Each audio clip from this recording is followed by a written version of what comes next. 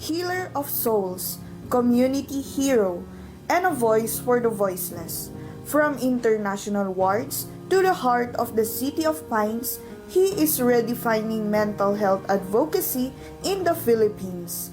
A multi-awarded nurse, founder of Anxiety and Depression Support Group Baguio, and your partner in mental wellness.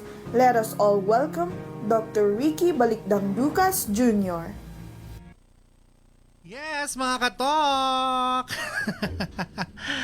Isang mapagpalang Lunes na naman po sa ating lahat. Ayan, nandito na naman po tayo sa ating Katok with Ricky Ducas. Ayan, syempre, eto, abangan ninyo ang guest natin ngayon. Syempre, ayan, may kasama tayong specialista, isang doktor, ayan. Makakasama natin, specialist po siya sa ENT. Ayan, at pag-uusapan natin ngayon ang tawag nito, hearing loss. Ayan. Ayan, hearing loss sa mga bata. Tama ba? Ayan. And of course, sa ating mga adult or geriatrics or ating mga lolo't lola, ayan, bakit importante na pangalagaan natin at papaano natin bigyan halaga ang ating pandinig. And syempre, kasama natin dito, of course, ayan, Dr. Sam Aquino. Ayan, mamaya papakilala ko natin sila ng masinsinan. Ayan, siya naman po ang head ng Persons with Disability Office under the City Mayor's Office. Ayan. So, yeah, good friend po natin yan sa advocacy. So, ibig sabihin, when you work more than this time na walang trabaho, pero sila hindi hadlang ang kapansanan. Kaya wala tayong rason na hindi natin gawin ang isang bagay dahil mas buo tayo kaysa silang may kapansanan. So makakasama natin sila at sasabihin niya, i-share niya kung ano yung mga pwede nating makuha na benepisyo o di kaya tulong o di naman gabay, no, para sa atin mga diagnosed with a person with hearing disability. Ayan. Okay? So, ngayon, ayan, welcome ko muna kayo sa ating programa sa pamamagitan ng shout out. Ayan, bati muna tayo sa mga viewers mamaya, no? Tingnan natin. Hindi ko ma-monitor yung mga comments niyo, pero pag gusto niyo mag-comment live, ayan, live na live po tayo, ha? Andyan po sa screen ng ating TV, no? And of course, batiin natin ang bawat isa Happy Ibaloy Day. Ayan, sa mga Ibadoy. Ayan. Ayan, kaya po holiday ngayon, ha? Ayan. So ngayon, shout out natin. Ito, real talk tayo. Smoke free. Ayan. Syempre sa Smoke Free Baguio, no? Part po tayo sa task force, no? Na kung saan nanghuhuli sa mga or nagbibigay ng ticket, no? Nanghuhuli at nagbibigay din tayo ng mga ba't ibang programa sa smoke free or sa mga taong nagyoyosi. Oo. Or cigarette addiction. Now, syempre, shout out natin. Alam niyo po, ilang beses na po yan na sinasabi natin na bawal manigarilyo sa public spaces, bawal yung manigarilyo sa mga establishment. No, talagang meron pa rin talaga na nahuhuli. Nakita nyo, last time, no, sa City Hall, nagkaroon silang ceremonial activity na kung saan krinash nila lahat ng mga sigarilyo. At the same time, dumarami ng mga e-cigarette. Ayan. Yung mga e-cigarette na ito, delikado to, ha. Mas lalo sa cardio kasi nakasama natin yung mga sa cardiologist natin, no. Last time sa isang public information office, no, at sinabi niya na talagang maraming chemical ang ito nga laman ng ating mga tawag nito, vape. And of course, ayan, anong issue natin dito sa mga kwan? Marami pa rin nagbebenta. Diyos ko, sana gawing accessible tong mga yosi na ito. Sa totoo lang, no, marami akong kakilala na nagkaroon ng cardiovascular or cardiac arrest or cardiovascular accident dahil po dito sa mga vape na ito. Hindi po to tawag nito? Pananakot. Pero sa totoo lang, no, marami pa tayong kakilala. At buti sana kung bumulagta ka at maihukay ka kaagad. Paano kapag bumulagta ka, may puso ka pa, hindi ka na makagalaw. 'Di ba? So, yan, no? Yan yung effect ng sigarilyo. Kaya sa mga nagbebenta, ha, hinay-hinay kayo. Pag ako natsyempuhan nyo, Diyos ko, hindi lang penalty ang gagawin ko. No, ipapalabas ko talaga yung establishment at mukha ninyo. Charat! Eto nga. Ayan. Eto pa. Ayan. Sa tourists are not excused on traffic laws in the city. Ayan, pinapa-shoutout nila ng mga bisita natin. Please, kung gaano po tayo ka-observant sa batas ng ibang bansa kapag nangingibang bansa tayo, sana ganun din ang respeto natin sa sarili niyong syudad. Magmumula po yan sa atin at sarili nating bansa. Kung gaano nyo katakot sa batas nila, sana ganun din sa atin. 'Di ba? Diyos ko, pag pupunta kayo sa isang bansa, inaaral nyo yung batas. Bakit sa atin hindi nyo gawin? Oo. Kaya mga tourists natin, hindi po tayo exempted sa number coding scheme, no? Alam nyo, one time, nakasakay kami. Kasama ko yung buong staff katatapos ng show. Kalain mo nag-counterflow sa one lane? Ang bilis pa nila. Buti nakapreno kaagad tayo. Kung hindi, lagot talaga. Ay nako, gusto kong habulin tumakbo sila sa John Hay. Anyways, no, isang ano tawag nito? Road safety. Isang programa natin 'yan. Oo, road safety, very important po 'yan. Ayan. And of course, last sa mga pulis natin ha. Ito ka may naririnig ako. Ayan, sa mga kapulisan, no, sa isang stasyon ha. Ayan, marami silang establishment, tapos ayan ha, nagbibigay sila ng kaperahan para hindi sila masita ha. Ay, nakakalungkot na may mga ganyan pa ha. Tapos, syempre, pag binibigyan ng kaperahan, exempted sa mga ordinansa natin. Huwag ganun. Oo, nasa 20th century na tayo. Magkano lang yun? 100 sa 300, 400 para sa kahihiyan mo. Huwag ganun. Buti sana kung alam station manager mo. For now, pagbibigyan natin. Sa susunod, papangalanan natin. O, diba? Para maloka sila. O, totoo tayo sa advocacy natin. Yan ang ating Real Talk! Ayan, maraming salamat sa mga nagpahatid sa kanilang mga hinanaing, no? Na ni-Real Talk natin. Una dyan ang smoke-free, pangalawa dyan ang traffic violations, no, involving mga tourists natin, and of course lastly sa mga kapulisan natin na tumatanggap ng suhol mula sa mga establishmento para lang ma-exempt sa kung ano-anong ordinansa na meron tayo. Huwag ganun, pangit. Ayan ang Real Talk! Okay, so bago tayo pumunta sa ating mga guest, of course gusto ko pong ipakilala sila sa inyo, kaya panoorin nyo to. Our guest tonight is a true champion for inclusivity sa City of Pines. He is a dedicated professional and a tireless advocate for the rights and welfare of the PWD community.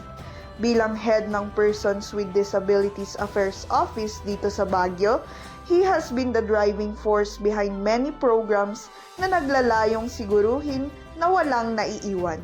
At lahat ay may boses sa ating komunidad. Ladies and gentlemen, let's give a warm welcome to the man leading the change for an accessible and barrier-free Baguio, Dr. Samuel Aquino. Yes, kasama natin Dr. Sam ng PDAO Office of Person with Disability Officer. Doc Sam, hello. Bati po kayo sa mga panonood natin. Magandang gabi po, naimbang ngarabi tayo, and then good evening sa lahat ng listener ng Katok with Dr. Ricky Lucas. Isa ka na rin katok. Certified. Ba't parang ayaw mo? Ano ba natutuwa ka? Parang mamaya pa pag natapos na. Wala pang binigyan na certificate. Ay, ganun ba? Hindi, certified ka na nakatok. Ganun ba yun? Kasi ever since, ang daming programa.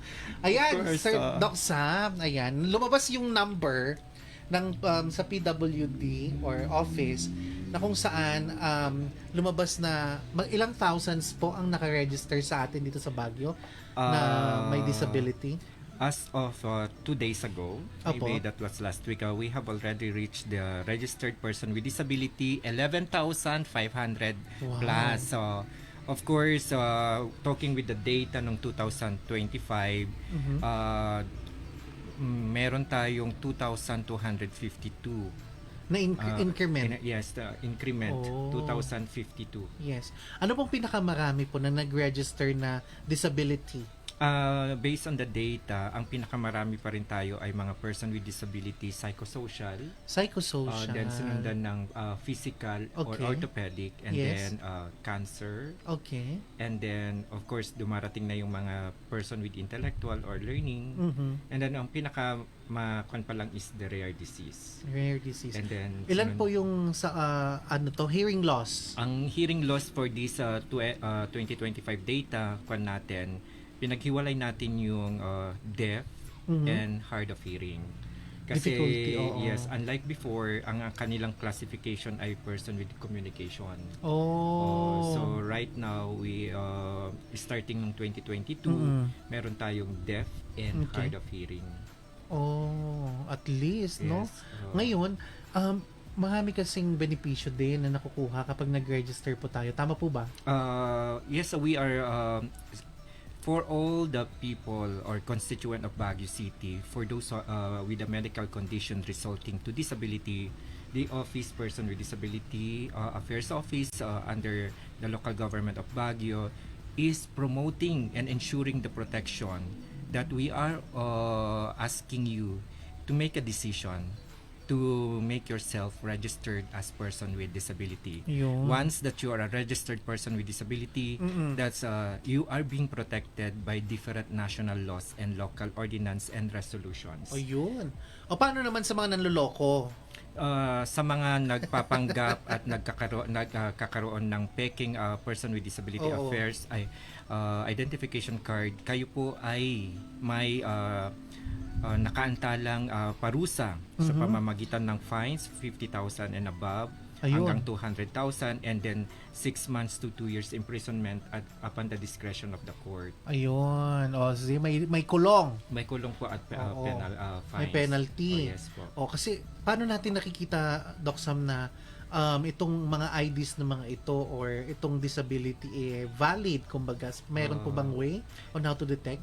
Yung kwan natin, in the entire Philippines, meron tayong iisa lang na format or Ayun. template natin, depende sa issuing LGU. Pero makikita natin na once na peke po yung sinasabi natin, kapag expired na po ang ating identification card, kasi since 2022 ang validity of our ID is already 5 years. Ayun. So, 5 years. Tapos, may website na i-access yung mga establishment to verify yung authenticity ng disability. Tama po ba? Yes, from the National Department of Health, meron tayong sinasabi natin na Philippine Registry for Person with Disability, Okay. and this is not yet the national Oh. verifier. So, hindi pa ito. Hindi pa siya talaga yung verifier, pero may mga establishment na ginagamit na siya as Tama. as the national verifier, because Oo. we cannot say national kasi wala pang siyang national guidelines Correct. na siya po ang mag-verify kung ang ating identification card ay peke. Tama. Sa pamamagitan nito, kasi marami pang mga local government unit sa ating bansa na hindi pa talaga nakaregister doon sa Philippine Registry of Person with Disability. Pero dito ngayon sa Baguio, sa lungsod ng Baguio, nagsimula na rin tayong i-verify Yes. kung ang mga constituent natin na mula sa sektor ng mga taong may kapansanan ay registered. You can go to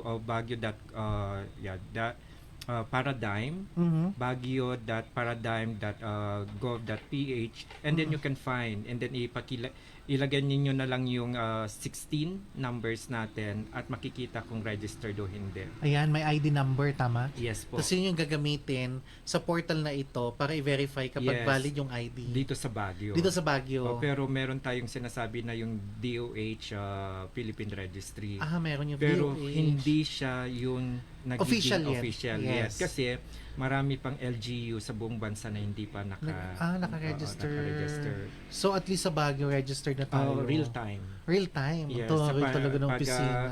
pag ikaw ay nag-register today, automatic na meron tayo, kasi meron tayong job order na namamahala sa DOH registry. Correct. Oo. Ayan. Ayan, at least alam na natin paano mag-verify pag peke. Kasi syempre naman, maraming gumagamit ng disability. Ikaw ba naman, yung mga perks na Yes pwede mong po, makuha. Oh, tapos ito ang maganda, no? Sa City of Baguio, napaka-stricto nila, to be honest, sa pagbigay ng PWD ID, which I really appreciate. Oo, na kung saan kailangan specialist ang magbigay ng medical certificate, tama naman, sa mga non-apparent conditions. Mula nung pandemic kasi dumami po ang namimeke ng ating person with disability Correct. identification card, kaya sa ating national na government from the DILG memo order na dapat lahat ng medical condition na nagresulta ng kapansanan ay magmula sa mga specialist po. Oh, Kung apparent naman, meron pong yung sinasabi nating Person with Disability Affairs Office, binigyan po sila ng authority to certify a disability Oo. based on the apparent. Yung nakikita. Pag sinabing apparent, nakikita. Nakikita po, Oo. So yan. So like for example, yung usapin natin ngayon na hearing loss, kailangan mayroong specialista. Yes po. Oo. Yes, para mabigyan po siya ng PWD ID at ma-register po sila. Oo, Tama po pero ba? hindi siya nakikita. Oo, hindi siya nakikita. Hindi nakikita kung mula sa sektor ng taong may kapansanan may dalawa. Yung deaf and then hard of hearing. Kaya ito ay isang klase ng uri ng kapansanan na hindi nakikita. Yun. Except na lang kapag sila ay makipagtalastasan o makipag-usap sa kanila, Oo. sa atin, kagaya ng sign language Okay. or lip reading. Pero hindi dahil meron kang hearing aid ay automatic na ikaw ay Ayun. may problema sa pandinig. Okay. Dahil na-curious ako doon, hindi lahat ng mga taong may hearing aid, pwede nating i-register na may kapansanan. Kapansanan kasi ang pagkuha ng person with disability identification card ay isang desisyon. Oh. Ay baka naman ito ay isang assistive device na Yes. itaas lang yung antas ng kanyang pandinig, pero hindi kaagad-agad sabihin na siya ay person with disability. Dapat may under hearing pagtanggap. loss. Oo. Number 1, pagtanggap. Oo. Pangalawa, dapat ano yung reason. Yung Oo. una, yung sinasabing desisyonan mo. Desisyonan Kasi mo. kapag nagdesisyon ka, ikaw po ay dadaan ng proseso sa pamamagitan ng registration. Oo. Pag gusto mo mag-registration, ikaw ay magsasubmit ng iba't ibang mga dokumento kagaya ng medical certificate ka mula sa espesyalista, Okay. tapos yung ating barangay certificate of residency, tapos Correct. yung application form. Yun po kaya nga nagdidesisyon. Tama. At sana mula ngayon ang pagkuha ng pong identification card mula sa sektor ng person with disability ay hindi dapat tayo nakikilala dahil sa discount. Kundi bagkos ito ay isang pamamaraan ng buhay, way of life natin. Oh. Kasi wala naman may nagdasal at may Correct. gusto Tama. na magkaroon ng Ako medical din, hindi ko gusto. condition. May medical condition na magre-resulta ng kapansanan. Oo. Kagaya ko po, 48 years na po akong may Ha? kapansanan. Meron? Yes. Ay, di joke. So I'm 50. 50 na po tayo tapos at the age of 2 Meron because of pala. poliomyelitis. Oo. Kaya yun po yung po natin. Poliomyelitis. Oo. Alam mo si Doc, sa nakikita ko yan noon nung nag-aaral pa kami. Siyempre, mas matanda siya sa akin. Dati-dati, alam mo. Totoo yun, di ba? As in, sa ground, gumagapang yes pag po. naglalakad si Doc Sam. But sa dami ng tulong at biyaya at pagmamahal, ayan, nakatayo na po siya. Yes, sa tulong ng, yun sabi ko nga, kung gusto mong makatulong ng iba, tulungan muna ang sarili natin. Ayun. Kasi sabi ko nga, hindi naman pwedeng tumulong sila sa iyo kung hindi mo tulungan ang Correct. sarili. Yan, tama. Yung advocacy natin, Yes di ba? po, oo. Dapat mauna muna. Kaya sila, hindi yung kami yung lalapit sa inyo. Gusto mo naming tulungan? Ganon, hindi ganon. Oo. Ayan. And speaking of specialists, ayan, makakasama natin, yes, ang doktor, ang pangalan pa lang, mabagsik, pero, ayan, mabagsik siya pagdating sa paggamot sa mga taong may pangangailangan with regards to ENT. Ayan. Sino siya? Panoorin natin po. Our next guest is a true-blooded Louisian and a pride of Baguio's medical community. Nagsimula ang kanyang journey right here in the City of Pines, graduating as BS in Nursing noong 2009 and completing his medical degree in 2016, both from St. Louis University. After passing the boards noong 2018, he dedicated his residency training sa Baguio General Hospital, focusing on ENT, head and neck surgery. Pero hindi siya tumigil doon. To bring world-class expertise to our ears and health, he flew to India for a fellowship in lateral skull, and he is currently pursuing his master's in audiology and a fellowship in otology and neurotology sa University of Santo Tomas. Isang eksperto na hindi tumitigil sa pag-aaral para sa mas mabuting kalusugan ng bawat Pilipino. Let us all welcome Dr. Lester John Leon. Good evening po sa ating lahat. Yes, hi Doc Ricky, good Leon. evening, Doc Sam. It's a privilege to be with these two wonderful people, no? Opo. In one day. Oh, tignan mo. Kahit busy na busy si Doc, nandun po siya sa another training niya. Talagang puspusan ng kanyang pagtitrain. Ngayon, binigyan tayo ng pagkakataon at makakasama natin siya. Ayan, Doc Leon, kumusta po? Yes. Okay naman. It's been a long time, Sir Ricky, since we seen each other, no? Yes po. Oo. So, actually, kasama ko si Sir Ricky. Nakikiklinik ako sa clinic na sa Choose Oh, Life to choose life. when I was fresh from Yes. training in ENT. So, salamat sa pag-aampon, no? Actually, it is one of the eye-opening experience sa akin din nung nag-clinic ako doon because I saw the advocacy, I saw the effort in helping. So, actually, kung may pasyente ako sa community, I bring the patients there, no? Especially na actually Choose Life has been giving free medications Yes, and totoo. also actually thank you very much that that encouraged my advocacy in Yes. in in helping people. Wow. So thank you very much, sir. Thank you, Doc. Allah. Oo, salamat at until ngayon sumusuporta pa rin po kayo. Ayan, kaya Doc, eto, pinag-uusapan natin dito kanina, no? Pinag-uusapan natin with Sir Sam, Doc Sam, with regards to hearing loss, ano? Ano pong Yes, importansya ng early detection, mas lalo sa pediatrics po natin, about the hearing loss? Oh, yeah, yeah.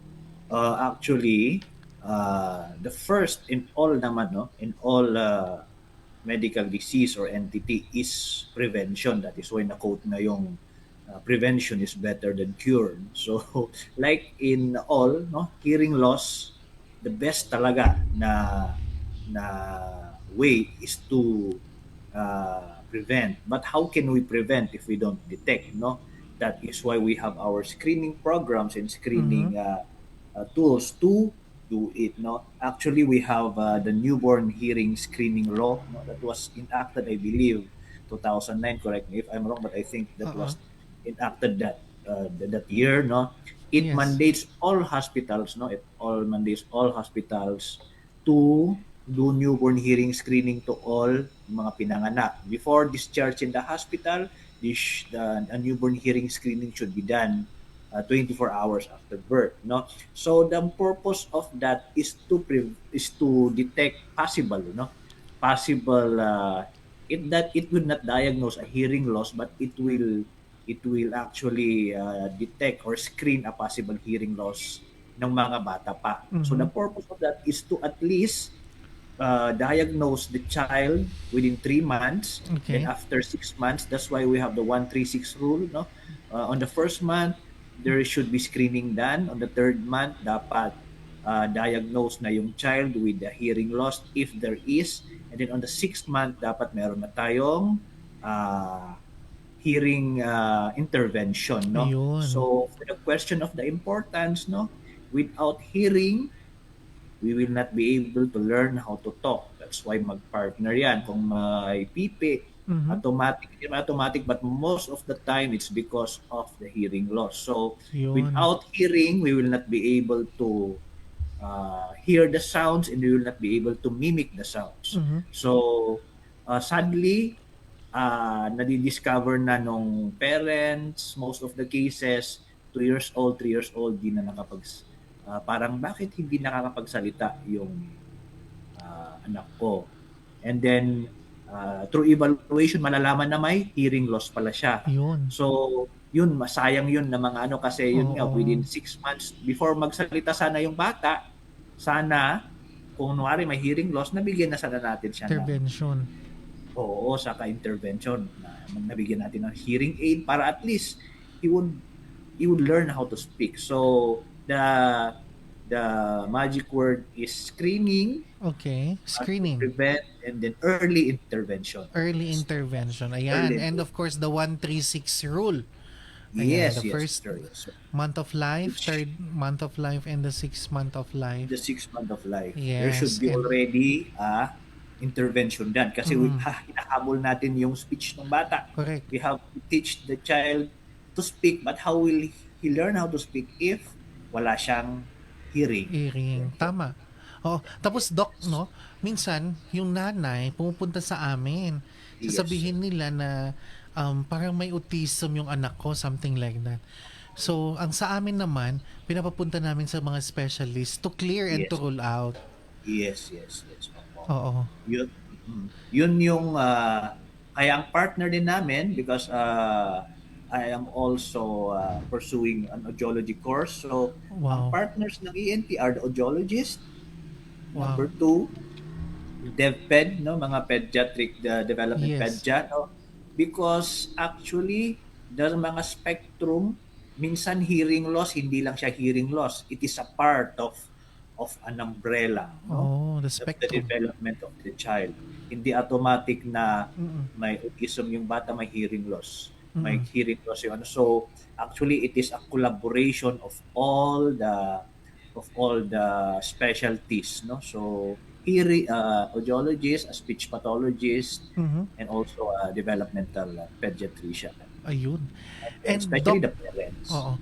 Going to kwan naman, yung mga adult or geriatric natin, gaano Yes. kahalaga yung protektahan yung pandinig nila?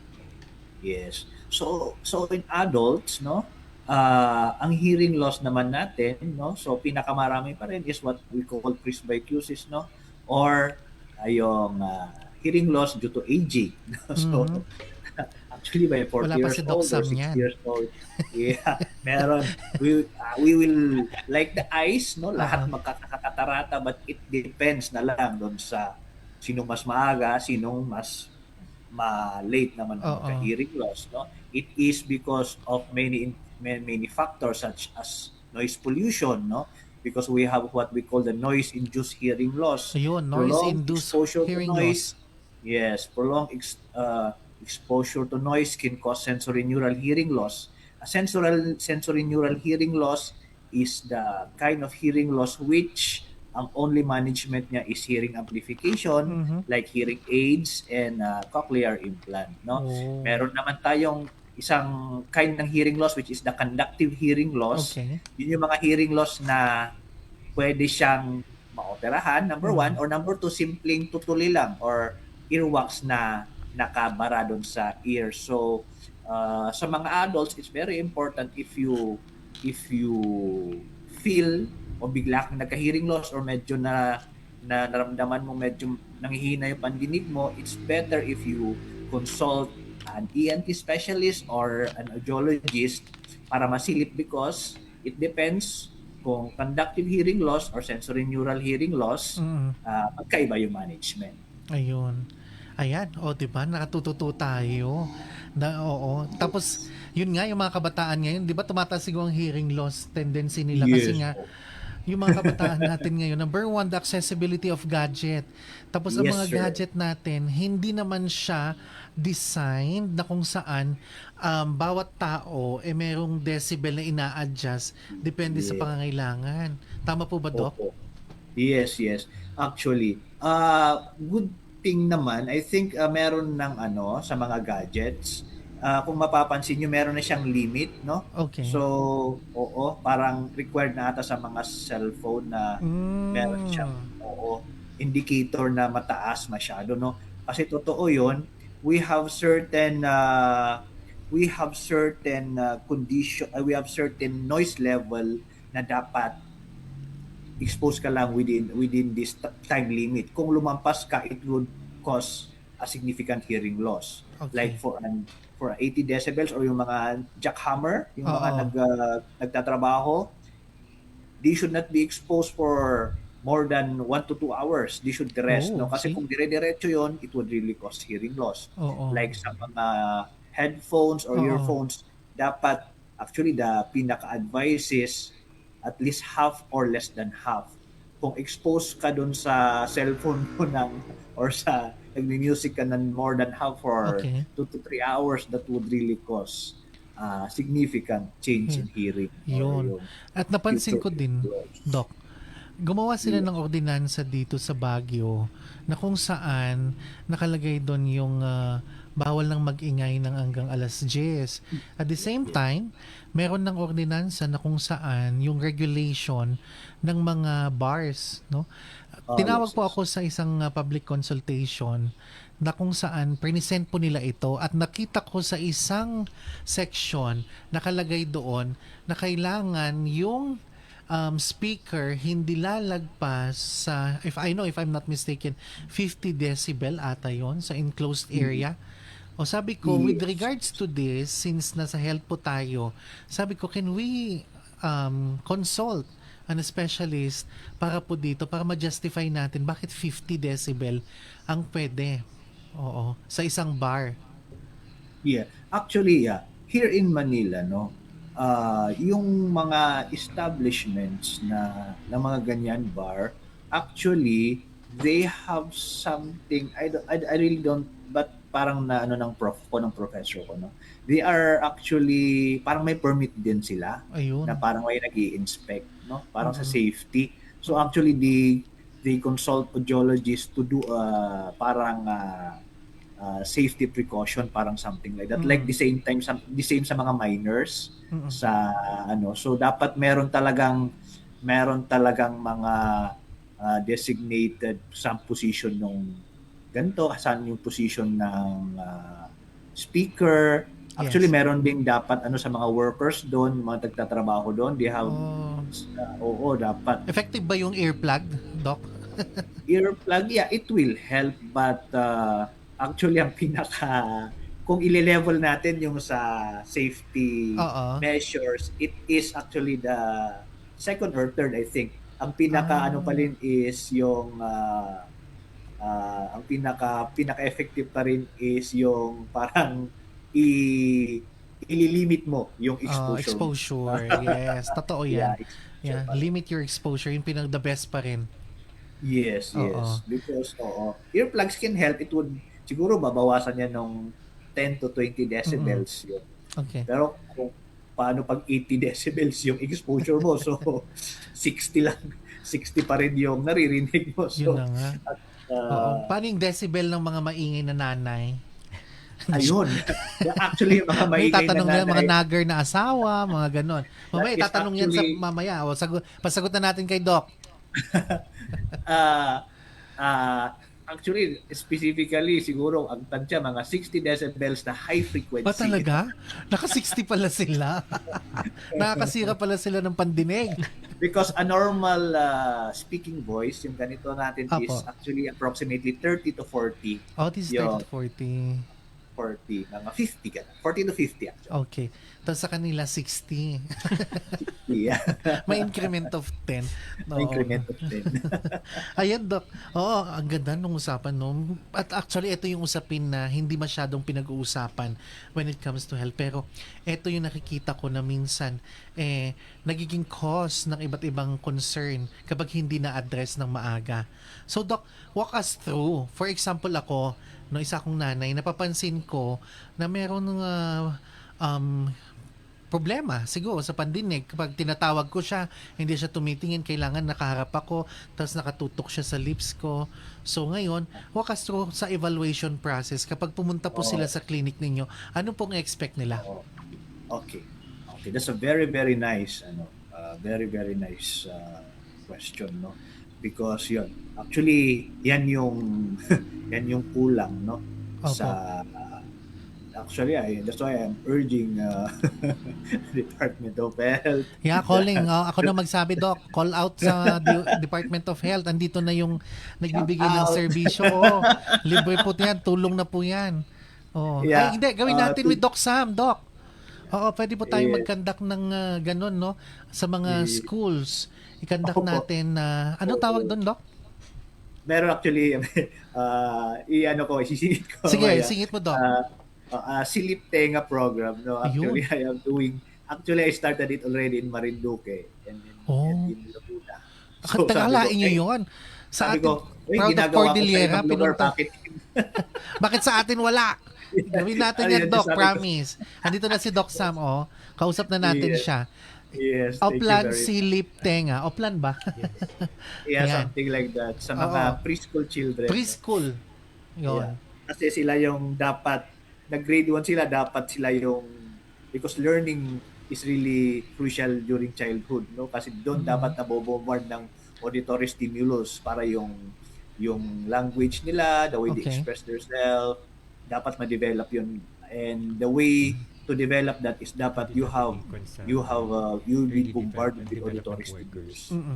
Okay, going back, Doc, to my Oh. question, no? Walk us Yeah. through on how the evaluation process pagpunta sa clinic. Oo. So, the usual scenario is yung nanay, number one, first na napapansin is medyo delayed yung speech. Okay, Sa number delayed. one sign na baka. I'm not telling na there is a hearing loss na baka.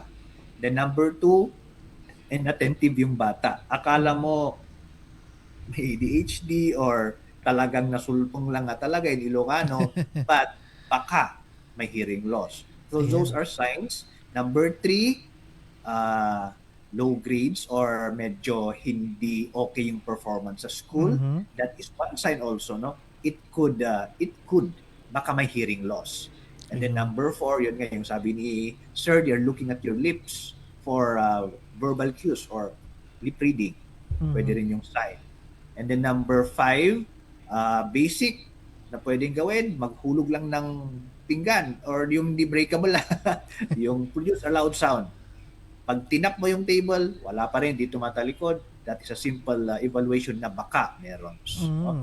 So if nakita nyo sa anak nyo or any relative or anyone nakita nyo yon, the first thing to do is actually pinakamaganda yung sabi nga ng lahat ng consult your doctor, no?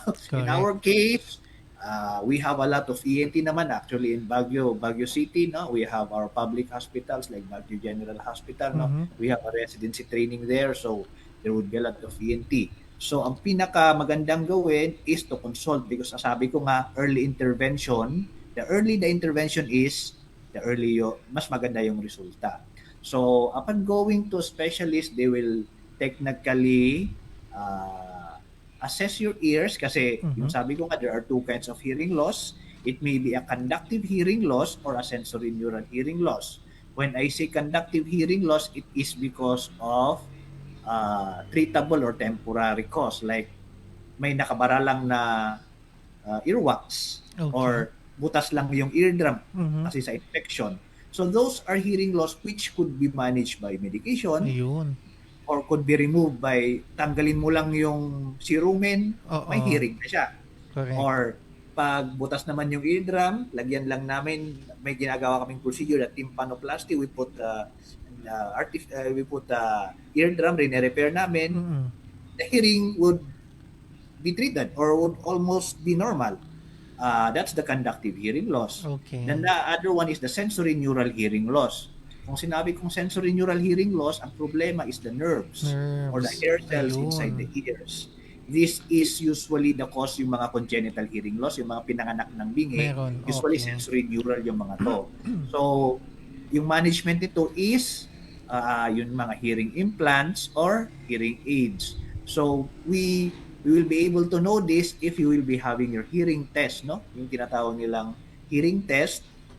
We call it a Purton audiometry. So, audiometry, we try to detect the lowest, the softest sound na maririnig. So sa mga bata, Oh. meron tayong tinatawag na play audiometry kasi yung instructions medyo mahirap. So Oh. through play, we evaluate their hearing. Ayun. Sa mga adult naman, we have kasi nakakasunod naman sila. Usually, we put earphones, nagpaparinig kami ng sounds, Oo. and then they try to identify. So through that, we will be able to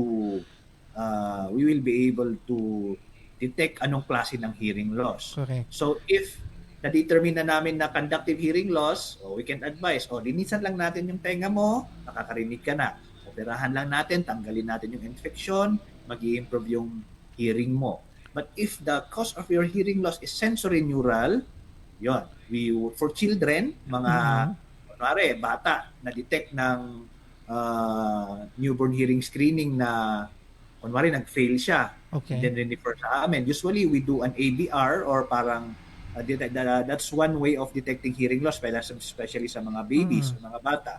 And then na-detect na wala talagang hearing, we usually do cochlear implant, depende sa severity ng hearing loss, or hearing aid. So, Yes. pag sensory neural, it is usually hearing amplification na lang po. So, Gagamitin hearing yun. aid or implant. So, yun Correct. yung importante na kung na-detect natin yung mga sinabi kong kanina, signs na may hearing loss, importante talaga na always consult a specialist or just go to the clinic. They can refer you kasi kahit GP yan, they would know na baka tutuli, Yes, baka ganito. tama. And then they can refer you to an ENT or a specialist. So Ayun. it all boils down to early Detection. consult and Ayun, and- intervention. Ayun. Tama, ang galing. At least, ayan, very comprehensive na dinescribe ni Doc yung iba't ibang klase ng hearing loss. And of course, mga iba't ibang intervention or pwede nating gawin. So, ibig sabihin nito, meron na tayong mga technology na makaka-address nito. Kaya all we need is to be brave enough, ayan, the acceptance to visit a specialist.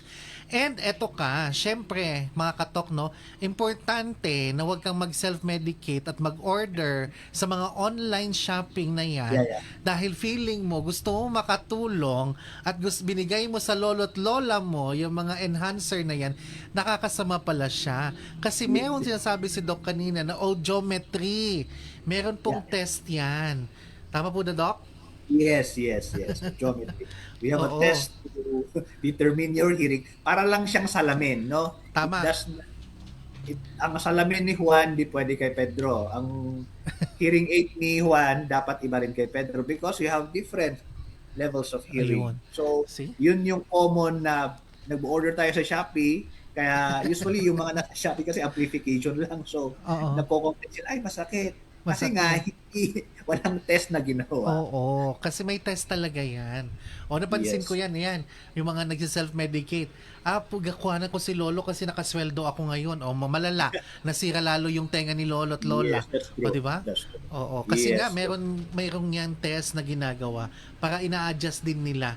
Tapos every now and then, minumonitor nila. Monitor, Okay. that's true. Ayan.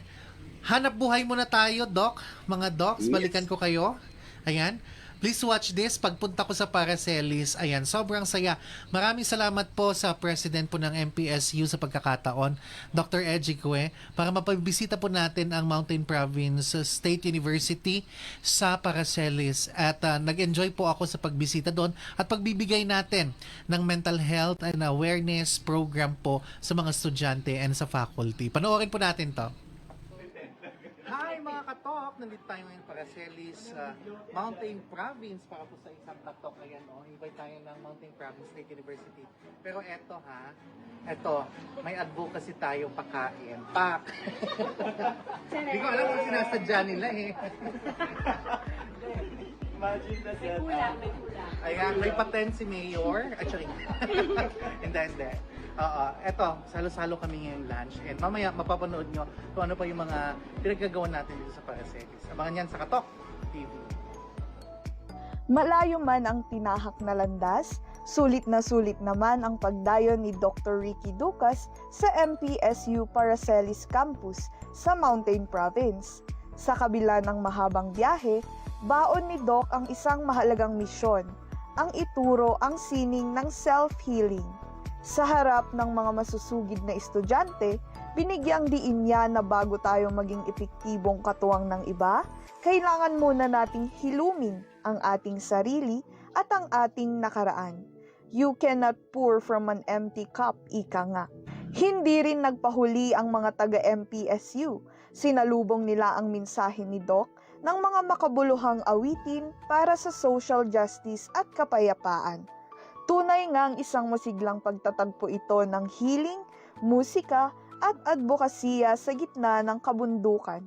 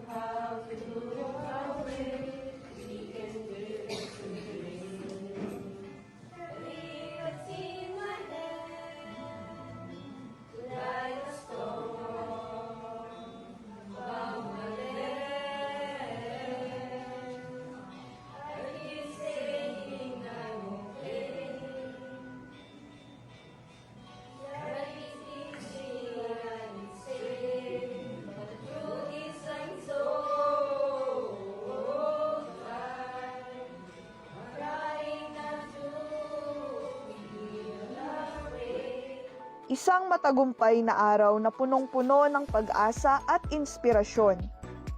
Mission accomplished, Doc Ricky. Cheers to a healed and happy future. MPSU Paracelis. Yan mga katok, salamat. Ayan, of course kay Ma'am Mitch din and buong HSU nila, no, Health Services Unit nila. Thank you so much. Ayan. Okay, ayan, shout out muna tayo. Alam, malapit na tayong matapos. Oo. Kay Ma'am Ani, hi Doc Sam, sabi niya. Ma'am Mary Imelda Willie, na imbag nga gabi, God bless. Ma'am, andito po yung anak niyo, mabait. And of course, Ma'am Janelle, hi po. Ay, si Ma'am Janelle. Siyempre, my favorite personalities in one frame. Good evening po mga Doc. Ma'am Janelle, thank you so much. Ayan, siyempre mga idol namin kayo, mga social worker. Yeah. And of course, kay Sir Darwin ng DOH, naku, 2 lodi ang nagsama, Doc Sam, Doc Ricky, balik ng Dukas. Ola, amiga. And from Ma'am Asun, Amiao, watching, thumbs up. Ayan, kay Sir Mark Hill Basco, thank you for watching. And Ma'am Eleanor Rosario, watching from Batangas. And of course, kay Sir Mark Hill, sabi niya, thank you for guiding us, Doc, about our hearing. Ayan, syempre, maraming salamat. And of course, going back to Doc Sam. Doc Sam, going back to our topic, ano po ang masasabi natin with regards to this hearing loss condition? Mas lalo na sa mga nabigyan na natin ng PWD or registered with a disability. Sa panig ng LGU, nagsimula po ang ating pakikipag-ugnayan sa STARKey. This is an international organization helping people with hearing loss to hear again. Wow. Ayan po, 2018 no nagkaroon po tayo dito na nabigyan natin ng more than 1,000. Both Cordillera and Region 1 and 2 and 3. Mm-hmm. Ginanap natin dito sa may PF bar. Yun. And then nagkatagpo nung panahon ng pandemic, sila po ay nawalan ng kwan natin. connection. Okay. Pero dahan-dahan natin kinoconnect ang ating LGU kasi nung last February 10, nagkaroon po tayo ng ganito na namang hearing test and giving of hearing aid to our constituent Ayun. mula sa pakikipag-partner ng ating butihing Mayor Benjamin Magalong through yung kanyang anak na si Ma'am Kat Magalong. Yeah, pala. Sa pakikipag-partner din ng ating Our Lady of Mount Carmel. Okay, Ma'am So Donna. this year we have this kind of an activity to promote that of course we would like, on the part of the Person with Disability Affairs Office, we would like to pray and say na sana wala na taong may medical condition na hearing loss na re-resulta ng kapansanan kasi mahirap, mabigat. Kasi ang sabi nga nila, if you want to have a very quality hearing aid, you need 60,000 to 100. Di ba? And then at the same time, mula sa ng ating opisina, hindi dahil sinabi ng doktor na wala, kailangan natin ng audiometry test Ayun. na nagpapatunay na meron ba siyang partial or total or severe hearing loss. Ayun. Kasi nga sabi ko kanina, hindi ito nakikita. Correct. Sa mga kaya nga ang klasifikasyon ng ganitong kapansanan ay deaf sa pamamagitan ng isang saligang batas 11106 na Filipino Sign Language. Ito ay pinoproteksyonan natin ang mga kapamilya natin, kapuso at kapatid mula sa sektor ng mga deaf sa Filipino Sign Language at yung mga hard of hearing. Marami na po tayong ugnayan sa iba't iba at nagpapasalamat po ako kay Dr. Leon sa ganyang advokasya Correct. na uplan din silip tainga. Yun. Kung makapagsimula tayo sa pamamagitan ng ating opisina, mas lalo doon sa pagdating sa ating mga mag-aaral. Yes. Kasi meron din tayong saligang batas na sinasabi nating Inclusive Education Act na sana doon natin simulan. Kasi nga hindi dahil nawalan ka ng hearing loss, baka meron pang mga iba't ibang medical na kondisyon na nagdudulot. Okay. Oo, sa pag ganitong mga to, pwede naman natin kausapin ang ating mga development workers kasi Tama. ngayong sinasabi nating early detection. Yes. Yeah, Sila dapat. Yes po ang kan natin. Trained. Mabisa pa rin na sa una pa lang tignan natin Correct. kaysa naman ipiprevent lang. Yun. Yan Di po. ba? So, At saka, ang ating LGU, Government of Baguio, through Person with Disability Affairs Office, ay nagsusumamo sa lahat ng mga ating constituent ang bait mo talaga na ngayon. makiisa, makilahok, at makialam sa buhay ng bawat taong may kapansanan sa lungsod ng Baguio, mas lalo sa mga iba't iba nating civil society organization, katulad ni Dr. Leon, Yes. na may advokasya sa ganitong Ayun. usapin. Kaya alam mo, magiging partner natin si Doc Leon. Magiging partner natin sa kanyang Oplan Silip Tenga. Susupport natin yan. Yes po. Susupport natin yan. And of course, start na natin sa mga kilala natin na may-ari ng school para makita ng Yes. DepEd, no? Na maganda itong programang ganito, no? Ayan. Doc Sam, thank you so much. Mamaya magpapaalam tayo. Balikan natin si Doc Lester. Ayan, pero bago natin balikan, hello Ma'am Dumay Solingay, watching from Vietnam. Ayan, hello po. Shakmat ko na. Ayan, Doc Leon, thank you so much. Ayan. And of course, Doc, eto, bilang panghuling katanungan, ano po ang inyong mga advice or para sa atin, how to take care of their hearing? And of course, kung meron man silang nararamdaman, how can they contact you po? Okay, that's really fitting for closing. So hearing is not the ears is really not demanding, no. Kung meron man tayong organ sa katawan na hindi ma-artist the ears. The ears is self-cleaning. So self-cleaning, hindi na natin kailangan linisan araw-araw. God made the ears na kaya niya sarili niya. So number one is pang-aasi, no? The use of hearing and the use of cotton buds actually is the number one cause na nagkakaroon tayo ng impacted seromen or infection na susugat, no? So please, kung maglilinis tayo ng tenga, siguro yung once a week okay na. Kung gagamit man tayo ng ng cotton bud, sa labas lang. Kung meron ding tayong naramdaman na biglang nabingi or biglang may nagka-discharge sa tenga, consultation agad, no? Mahirap pag self-medicate. Tenga yan. Dalawa tenga natin, oh, pero siyempre di natin nakikita ng physical sa loob. So the doctor have to see it sa loob talaga for the proper treatment. And then number 3, regarding amplification, especially yung sinabanggit about hearing aid ni Sir Ricky, we should be tested first, no? And be diagnosed first kung ano pa talaga yung kailangan, kung kailangan ba ng hearing aid talaga or kailangan ng gamot or surgery. So, the hearing aid of Pedro could not be fitted to Juan. Parang salamin lang yan na dapat. No? For consults, no? Baguio General Hospital and Medical Center offers free OPD, free consults and free surgeries, no? You just have to go to the OPD center and then sabihin nyo lang na sa ENT department kayo, no? ENT department, so they can queue you, no? Yun lang talaga, Santa Yuta Government Hospital, we all know, Agpila tayo and all, no? For quick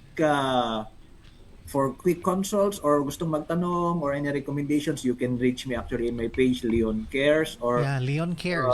You can message me sa Facebook then or Messenger. I will try my best to answer all your inquiries and then guide you para hindi sayang tikwarta. Maminsan we are doing things na mas nakakagastos tayo, no? And then yun, thank you very much, Sir Sam. Una akon, salamat for actually, small world, no? I was actually the one who brought Starkey again to Baguio. Ay, no? talaga?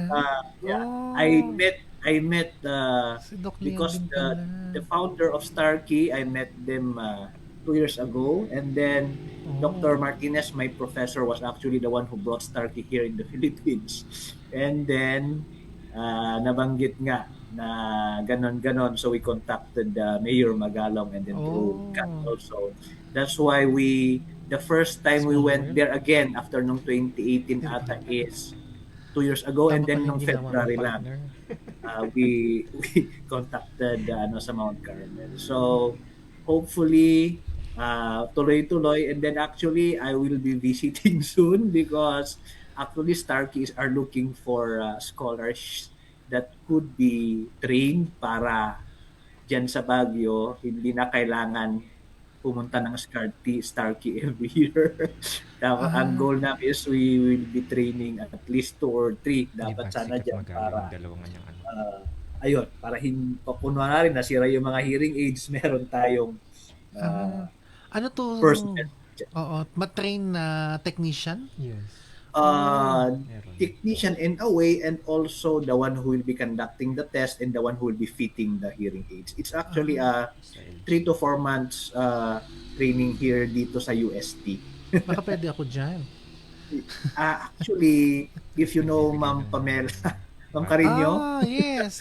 she also is also actually interested because ayun nga, nakita-kita kami doon sa Starkey event and I was mentioning it.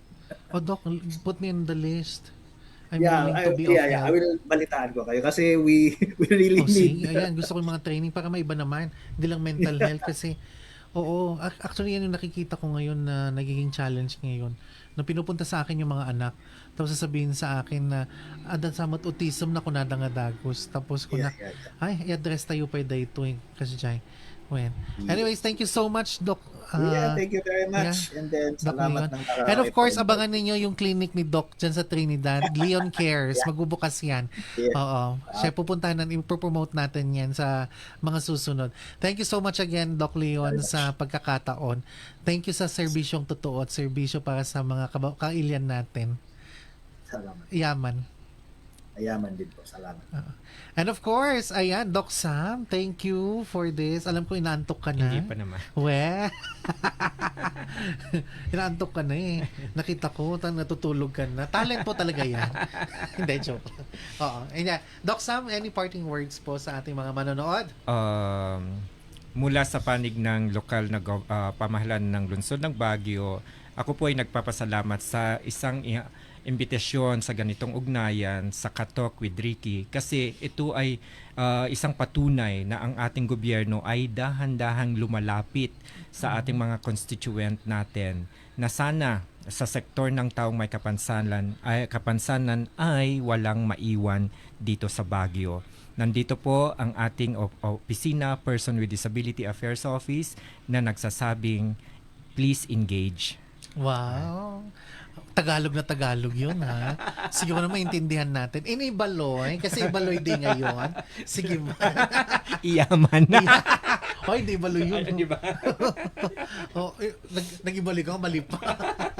Ayan, Choose Life Pharmacy natin, meron sa Tangcoville, meron din sa Teachers Camp, meron na rin dyan sa may Tuba, meron na din dyan sa may Marcos, ayan, and meron na rin dito sa Piaoyan Building. Lahat po yan accredited po ng PhilHealth.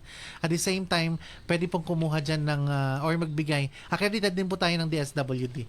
Ayan, puntahan nyo po, bisitahin nyo lahat ng franchise natin ng Choose Life. Once again, ayan, maraming salamat. Iyaman manan kada kayo amin.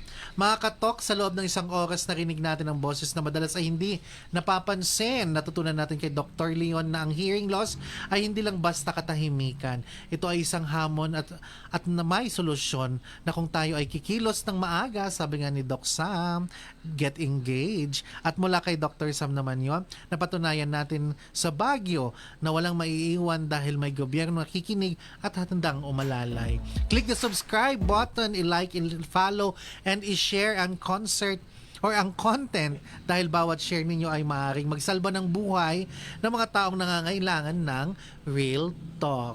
Tandaan, sa mundo na maingay, piliin maging makinig sa totoo. Ako ang inyong host, Ricky Dugas Jr. Hanggang susunod sa kwentuhan, tawanan at katotohanan dito lang sa Katok TV. Magandang gabi po sa inyong lahat.